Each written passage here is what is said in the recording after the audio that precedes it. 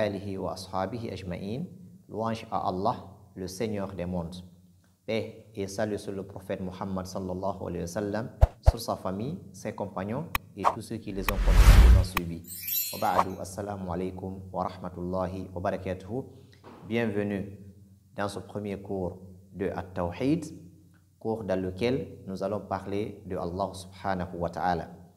Nous allons commencer ce cours par une parole sublime, une parole noble, une parole immense, qui est La ilaha illallah.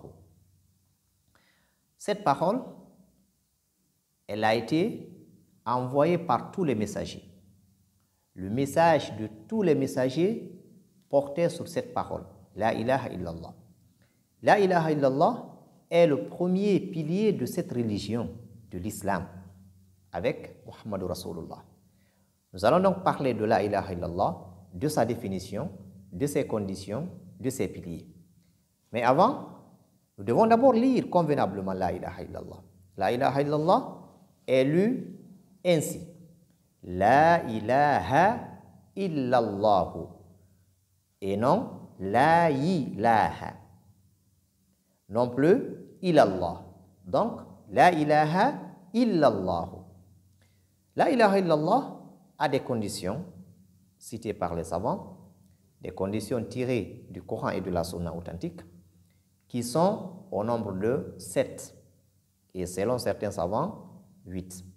Nous allons voir ces conditions. La première condition de la ilaha illallah, nous allons commencer par les citer. La première condition de la ilaha illallah est la connaissance, al-ilmu. Al-ilmu bima'naha, la connaissance du sens de la ilaha illallah en termes d'affirmation et de négation. La ilaha illallah porte deux éléments. Le premier qui est an-nafyu, la ilaha, le second qui est al-ithbatu illallah. Donc la négation et l'affirmation. Nous allons donc voir la signification de la ilaha illallah en termes d'affirmation et de négation. La seconde condition, c'est la certitude, al-yaqin.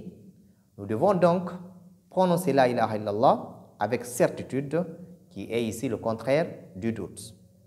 La troisième condition que nous allons voir, al-ikhlasu, la sincérité pure qui s'oppose ici au shirk, qui s'oppose à l'ostentation, qui s'oppose à l'hypocrisie. Cette attestation doit être dite avec ikhlas, avec sincérité. La quatrième condition de la ilaha illallah, c'est as-sidqu. As-sidqu qui est la véracité, qui est le contraire du mensonge. Attester donc avec véracité. La cinquième condition, al-mahabbatu, l'amour. Donc, il faut aimer cette parole, aimer ce que cette parole implique, qui est le fait d'adorer Allah subhanahu wa ta'ala seul, aimer les adeptes de cette parole. Nous allons voir ceci en détail dans les prochains cours, Inch'Allah. Le sixième point ou la sixième condition, c'est al-inqiyadu. Al-inqiyadu qui est l'obéissance, qui est la soumission à ce que cette parole implique. Donc, de ne pas s'opposer à ce que cette parole indique, d'obéir, de se soumettre. Nous allons voir ceci en détail dans les prochains cours, Inch'Allah. Le septième point ou la septième condition, c'est al-qaboulu. Al-qaboulu qui est l'acceptation de ce que cette parole implique. Cette parole, comme je l'ai dit, implique le fait d'adorer Allah seul sans associer. Donc, nous devons accepter cela et ne pas rejeter. Certains savants rajoutent une huitième condition qui est al-kufru bit-taghut. Le fait de rejeter tout ce qui est adoré en dehors d'Allah subhanahu wa ta'ala et d'adorer Allah seul. Ces conditions seront enseignées dans ces différents cours en détail avec les preuves. Et sachant que pour que la ilaha illallah soit bénéfique pour la personne qui l'atteste, il faut forcément que ces conditions soient remplies.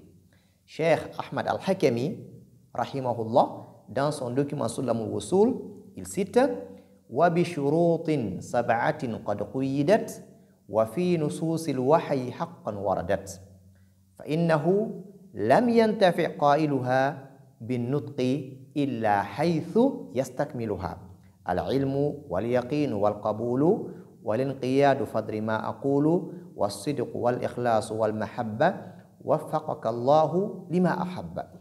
Le sens général de cette parole est La ilaha illallah a cette condition. Et pour que la ilaha illallah soit bénéfique, il faudrait que ces conditions soient remplies.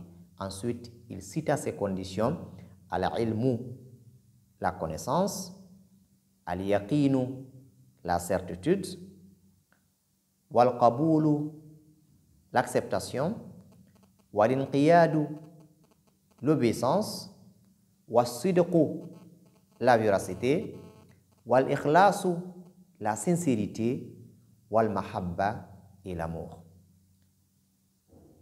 Nous allons donc apprendre ces conditions. Nous devons connaître ces conditions, comprendre ces conditions, surtout les mettre en pratique. Alors, si vous voulez comprendre ces conditions en détail, si vous voulez avoir les preuves de ces conditions tirées du Coran et de la Sunna, comme l'a dit le Cheikh, ces conditions sont tirées de la révélation. Alors, si vous voulez comprendre davantage, veuillez simplement vous abonner sur notre chaîne Comprendre l'Islam.